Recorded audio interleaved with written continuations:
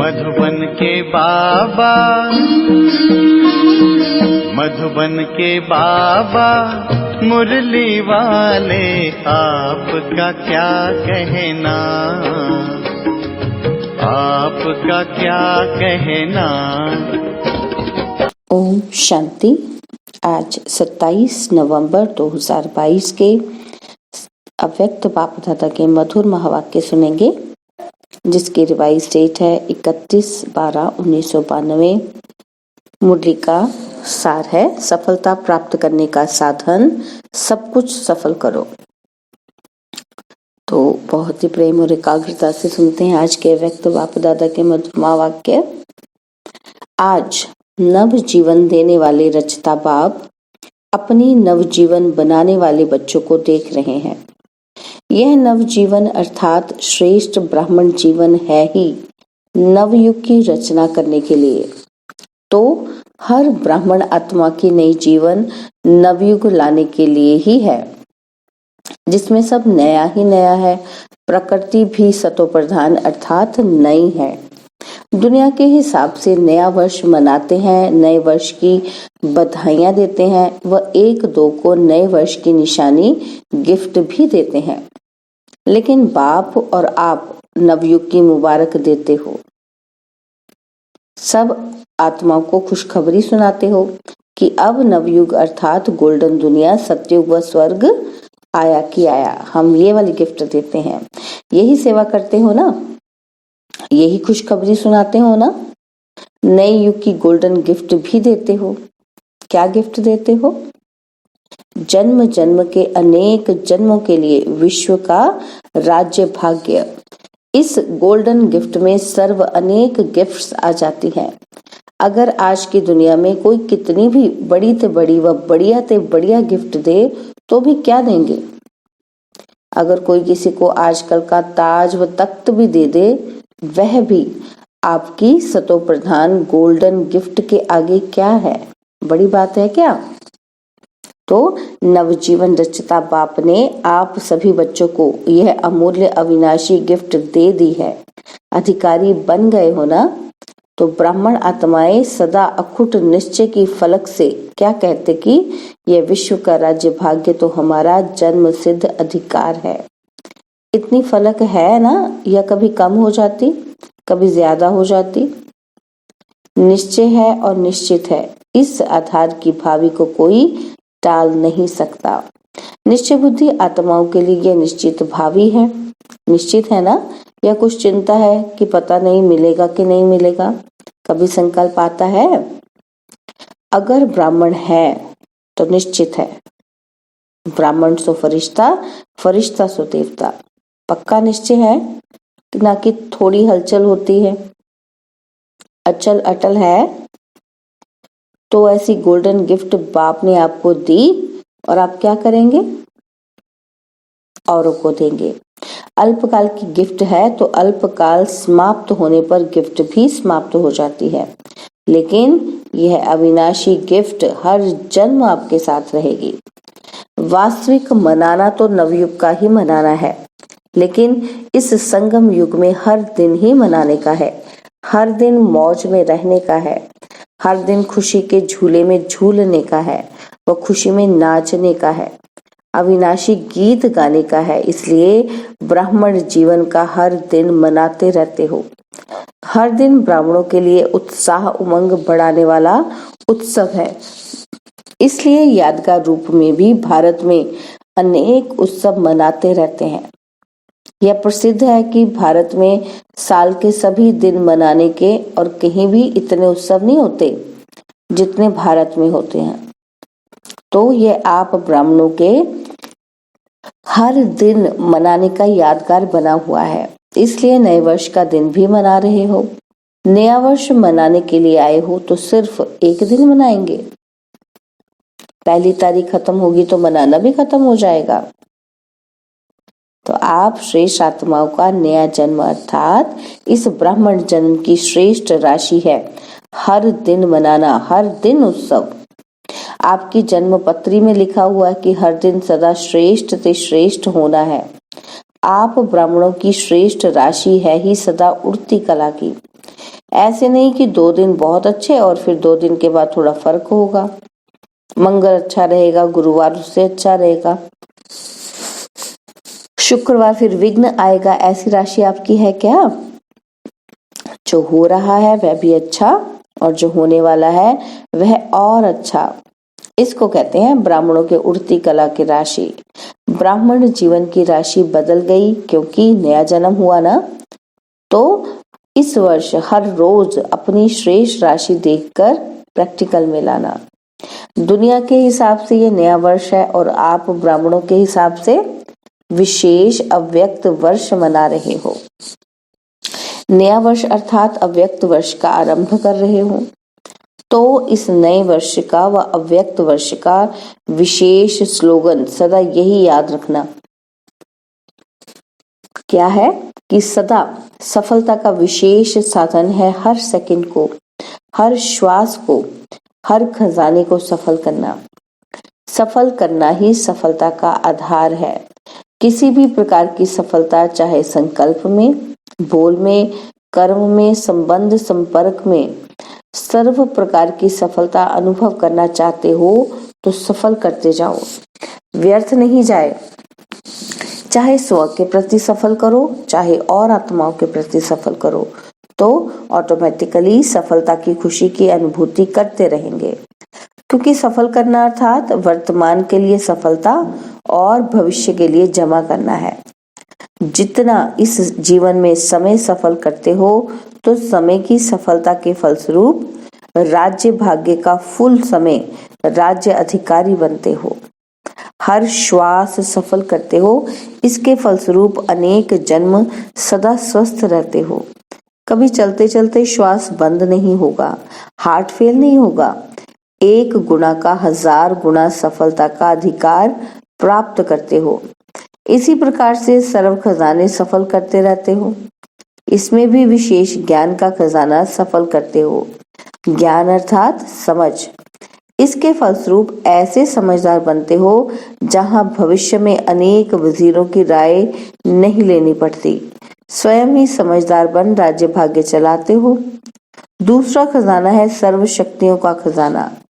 जितना शक्तियों के खजाने को कार्य में लगाते हो, सफल करते हो, उतना आपके भविष्य राज्य में कोई शक्ति की कमी नहीं होती।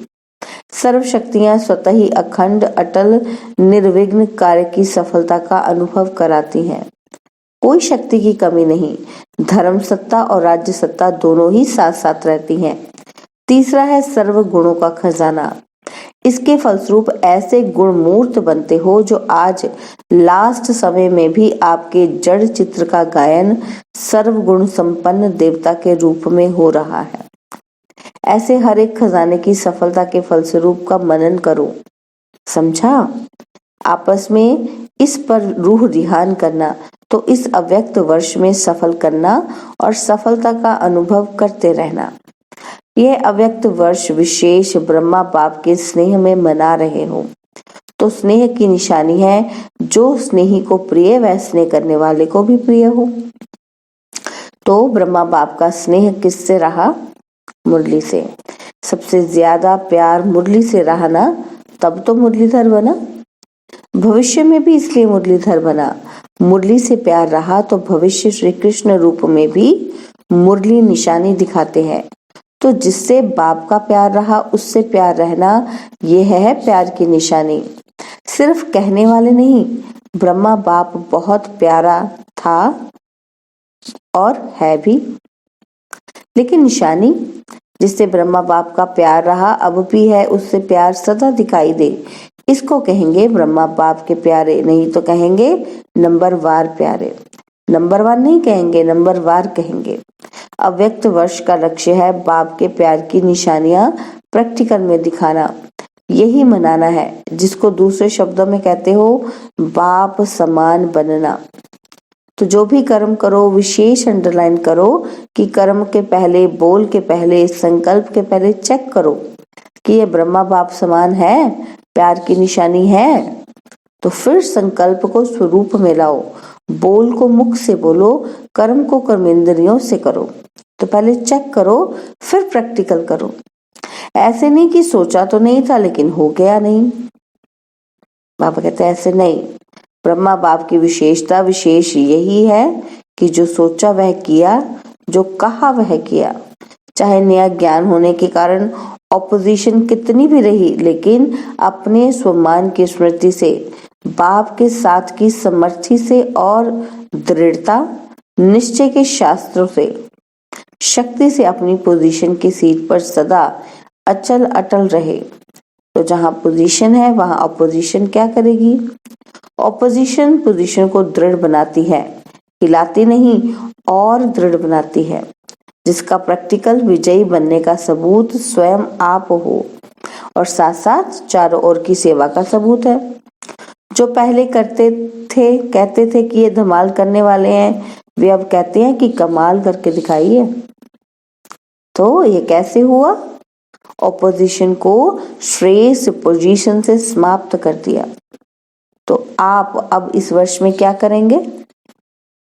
जैसे ब्रह्मा बाप ने निश्चय के आधार पर, रूहानी नशे के आधार पर निश्चित भावी के ज्ञाता बन सेकंड में सब सफल कर दिया, अपने लिए नहीं रखा, सफल किया, जिसका प्रत्यक्ष सबूत देखा कि अंतिम दिन तक तन से पत्र व्यवहार द्वारा सेवा की, मुख से महावाक्य उच्चारण किए, अंतिम दिवस भी समय संकल्प शरीर को सफल किया।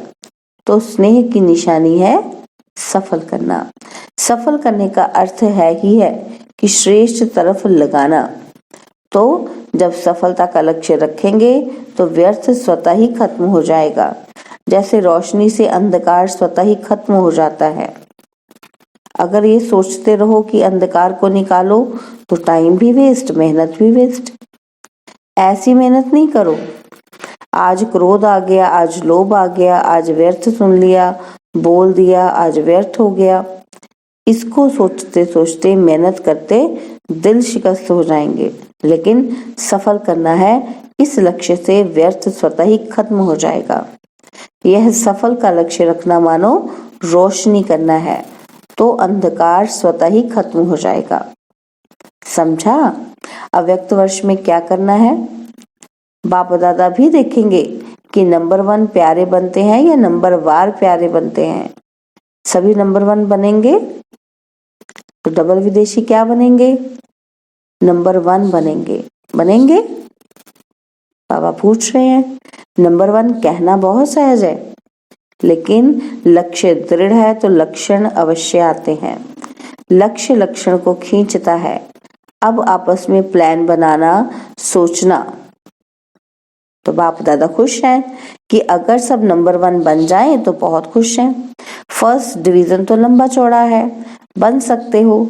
फर्स्ट डिवीजन में सब फर्स्ट होते हैं। तो नए वर्ष की ये मुबारक हो कि सभी नंबर 1 बनेंगे।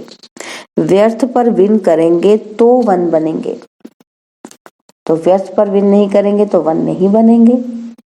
अभी भी व्यर्थ का खाता है, किसका संकल्प में, किसी का बोल में, किसी का संबंध संपर्क में।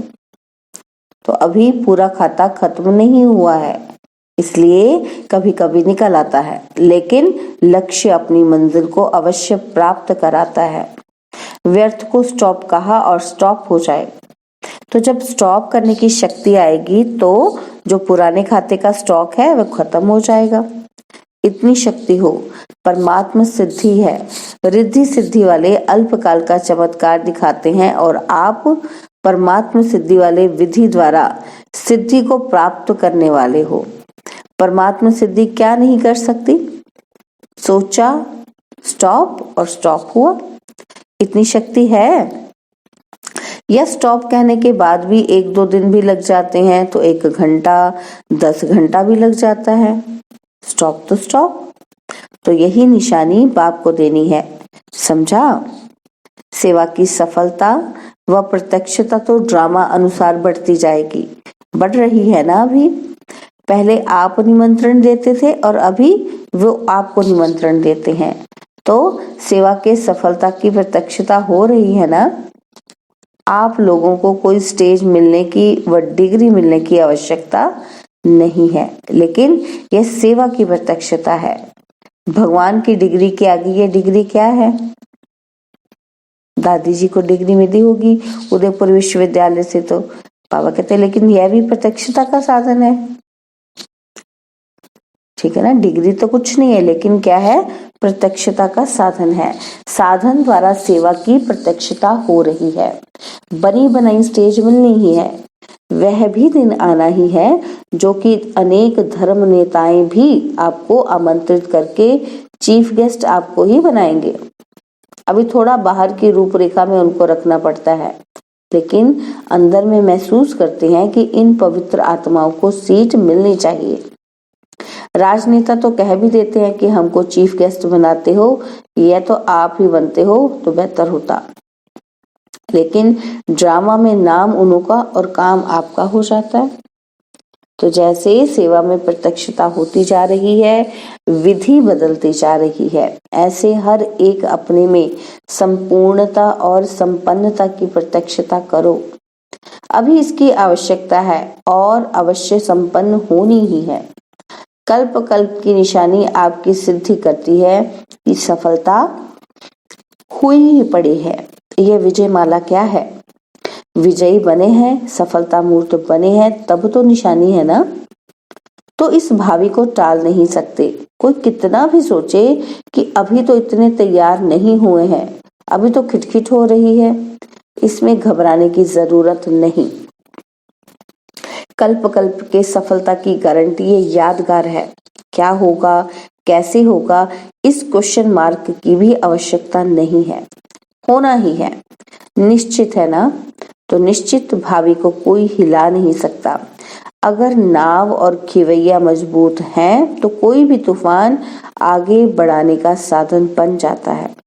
तूफान भी तोहफा बन जाता है। इसलिए यह बीच बीच में बाई ब्लास्ट होते रहते हैं, लेकिन अटल भावी निश्चित है। इतना निश्चय है, या थोड़ा कभी नीचे ऊपर देखते हो तो घबरा जाते हो, पता नहीं कैसे होगा, कब होगा, क्वेश्चन मार्क आता है। यह तूफान ही तोहफा बनेगा, समझा? इसको कहा जाता है निश्चय बुद्धि विजयी, सिर्फ फॉलो फादर।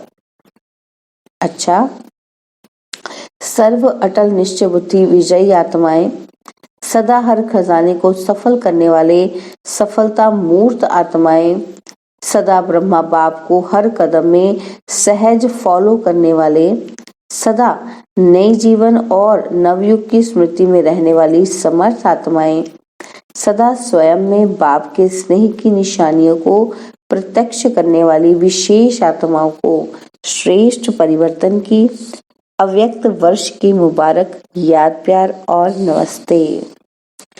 हम रूहानी बच्चों की रूहानी बाप दादाजी को दिलवा जान सिकवा प्रेम से नमस्ते। ओम शांति। प्यारे बाबा, मीठे बाबा, मेरे बाबा, शुक्रिया बाबा, शुक्रिया बाबा, शुक्रिया बाबा।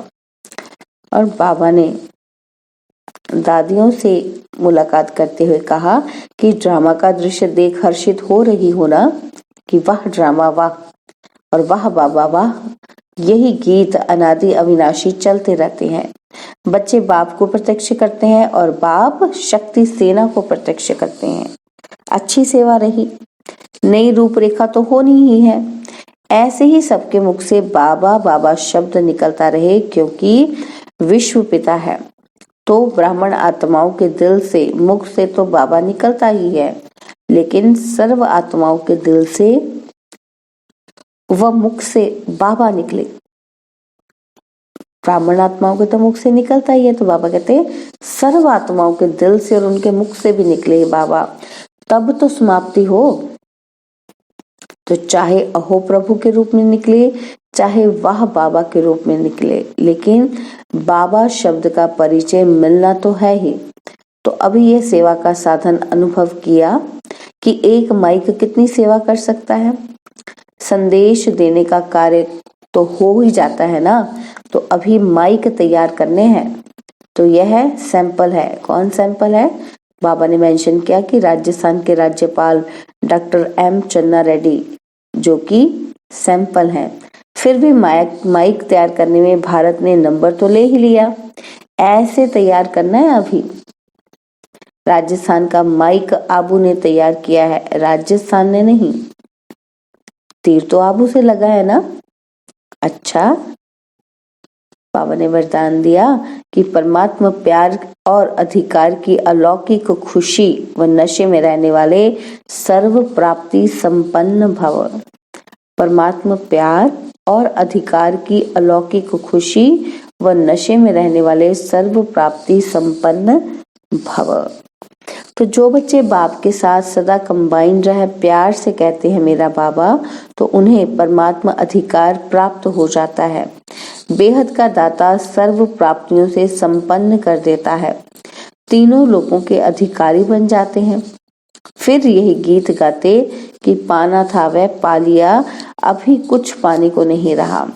उन्हें 21 जन्मों का गारंटी कार्ड मिल जाता है। तो यही अलौकिक खुशी और नशे में रहो कि सब कुछ मिल गया। स्लोगन है, साधनों के आधार पर साधना ना हो, साधन साधना में विघ्न रूप न बने। साधनों के आधार पर साधना ना हो, साधन साधना में विघ्न रूप न बने। ओम शांति। और अब यह एक बहुत अच्छी वीडियो भी जरूर देखें।